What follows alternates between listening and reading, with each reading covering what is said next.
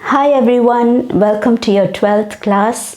Today we are going to see the meaning of Yoga Sutra 1.11.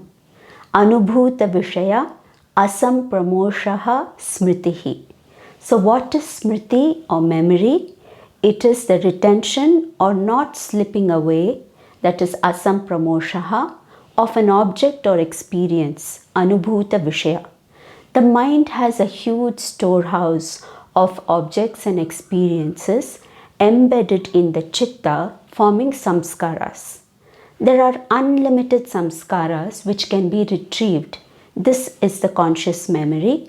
Subconscious memory is dreams.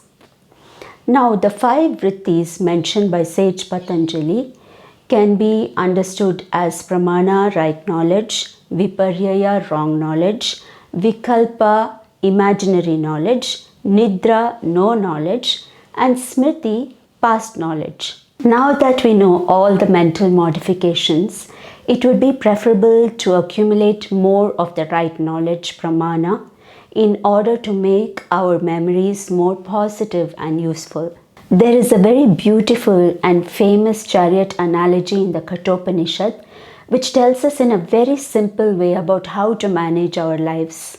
Atmanam ratitam vidhi, shariram ratamevatu, buddhim tu saratim vidhi, manah pragraya mevacha, indriyani hayanahu, vishayam steshu gocharan, atmendriya manoyuktam, bhokte yahur manishinaha. So the chariot ride is conceived as the human life. The rider is the Atman or Purusha. The body is the chariot. The reins are the mind. The buddhi or intellect is the charioteer. And the horses are the senses. For a chariot ride to be smooth and to reach its destination, it is necessary for the horses to move on track and to be with blinkers on. In the human life, if we don't exercise any filters for our senses and expose ourselves to everything, the journey is going to be poorly directed, and with no goals set, we'll be arriving nowhere. The content of our mind is determined by what we take in through our senses. Ahara shuddhau sattva shuddhihi. Purity of mind follows purity of what we feed our senses. To a certain extent, our gaze should always be on what we want to achieve and how we can lead an enriched and elevated life.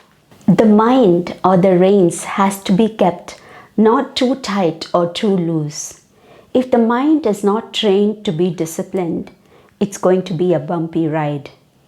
And the charioteer or the buddhi has to be sharp, conscious, and committed to a definite direction and be able to control the mind and the senses. So at every level, some amount of discipline and conscious control has to be exercised. Now these ideas give us a glimpse of the unchanging core element in us, which is the Atman or Purusha. It helps us gain control over this entire mechanism of body, mind and buddhi, and be able to make it work in the most effective way so that we have a deeply enriching life. Thank you so much for watching. I'll see you next week.